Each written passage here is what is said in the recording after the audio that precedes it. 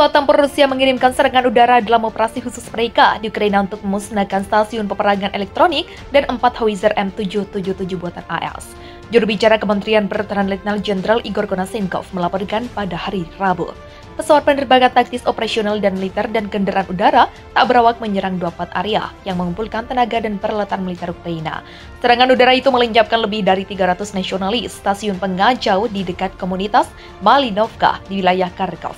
10 tank dan lapis baja tempur lainnya. Kendaraan-kendaraan, kata juru bicara Kementerian Pertahanan Letnan Jenderal Igor Konasenkov Rabu 15 Juli. Serangan udara musnahkan 11 senjata artileri lapangan Ukraina, termasuk 4 howitzer 155 mm M777, 3 peluncur roket ganda grad, 18 kendaraan khusus, dan 3 regu mortir. Tambah Konasenkov sebagaimana dilansir TASS, agensi berita nasional Rusia. Dikatakan Konasenkov, pasukan Rusia juga mengirimkan serangan dengan rudal jelajah kaliber untuk menghancurkan depot di wilayah Lvov yang berisi amunisi untuk persenjataan yang diserahkan oleh negara-negara NATO ke Ukraina. Rudal-rudal presisi tinggi jarak jauh kaliber menyapu bersih sebuah depot di area komunitas Zolozev di wilayah Lvov yang menyimpan amunisi untuk persenjataan asing yang diserahkan oleh negara-negara NATO ke Ukraina. Termasuk amunisi untuk howitzer M777 155 mm, kata Konasenkov. Kaliber nama pelaporan NATO SSN-27 Sizzler adalah rudal jelajah Rusia yang dikembangkan dan diproduksi oleh Novator Design Bureau yang berbasis di Yekaterinburg, bagian dari produsen pertahanan Almaz Antey. Saat ini pasukan Rusia menggunakan 2 modifikasi rudal kaliber NK dan rudal kaliber PL yang diluncurkan dari kapal selam. Sistem rudal kaliber mulai beroperasi dengan Angkatan Laut Rusia pada tahun 2012.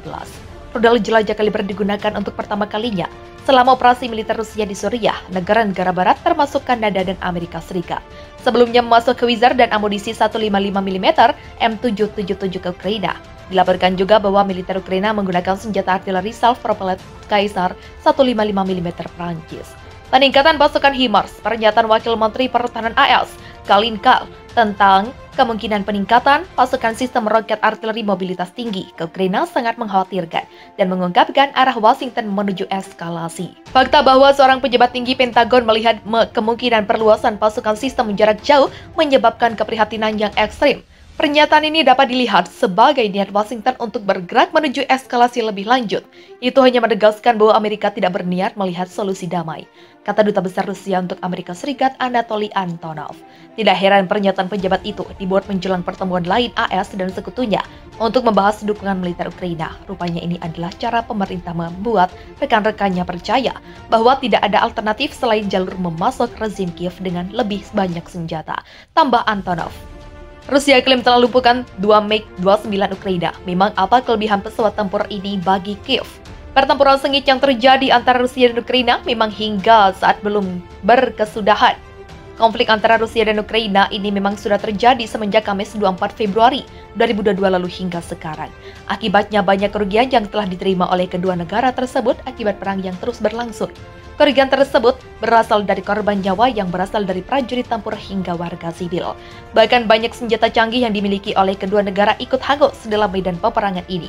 Dilansir dari laman 1945, militer Rusia mengklaim bahwa pihaknya telah menembak jatuh 2 pesawat tempur MiG-29 Fulcrum milik Ukraina.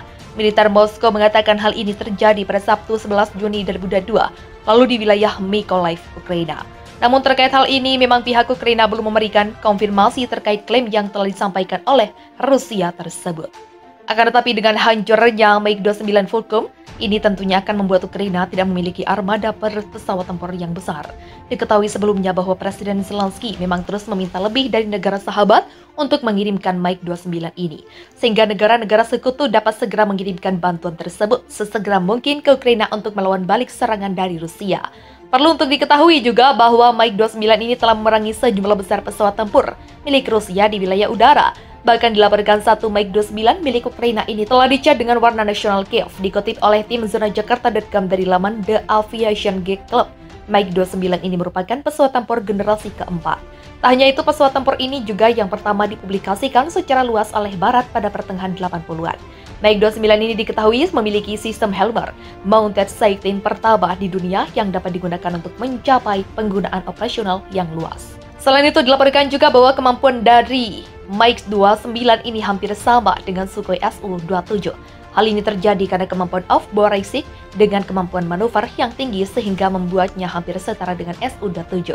Di langit Ukraina terlihat bahwa ketangguhan dari MiG-29 ini memang telah terbukti di saat tengah berada di medan perang. MiG-29 ini telah membuktikan bahwa ia mampu untuk bertahan meskipun mengalami beberapa kerugian atas serangan. Kemampuan bertahan ini muncul karena kemampuannya yang unik untuk beroperasi dari fasilitas primitif. Aliansi Pertahanan Barat NATO menyebutkan telah mengirim sedikitnya 30 jet tempur untuk mengadakan patroli di beberapa negara anggota yang berbatasan dengan Rusia. Langkah ini dilakukan saat hubungan Pakta itu dan Moskow semakin panas karena serangan Rusia ke Ukraina. Dalam sebuah keterangan, juru bicara NATO, Olena Lungelsko, menyatakan sejak Rusia menyerang Ukraina pada 24 Februari lalu, aliansi itu telah menerjunkan pesawat tempur untuk berpatroli di beberapa negara, seperti Estonia, Lituania, Polandia, Slovakia, Hungaria, Romania, hingga Bulgaria. Jet Spanyol menjadi wilayah udara Lituania, dan pesawat pengintai Prancis memindai langit sementara pesawat bomber Amerika Serikat berlatih dengan Angkatan Udara Sekutu. Ujarnya dikutip CNBC International Jumat 10 Juni. Untuk mencegah potensi agresi terhadap sekutu, NATO mengerahkan campuran jet tempur, pesawat pengintai, dan pesawat pendukung yang belum pernah terjadi sebelumnya. Tambahnya, patroli ini sendiri diadakan saat beberapa negara NATO yang berbagi perbatasan dengan Rusia khawatir bahwa serangan Rusia ke Ukraina mungkin saja meluas hingga wilayahnya. Apalagi Rusia sedang bersikeras agar Kiev tidak jadi mengikuti fakta pertahanan itu. Sementara itu, beberapa anggota NATO juga turut memberikan bantuan persenjataan bagi Ukraina yang saat ini dalam serangan Rusia. Senjata itu beragam mulai dari roket peluncur hingga armada kendaraan tempur. Rusia sendiri menyikapi manuver NATO ini dengan dingin. Presiden Rusia Vladimir Putin memperingatkan bahwa pihaknya akan menyerang target baru jika Barat tetap memasok rudal jarak jauh ke Ukraina.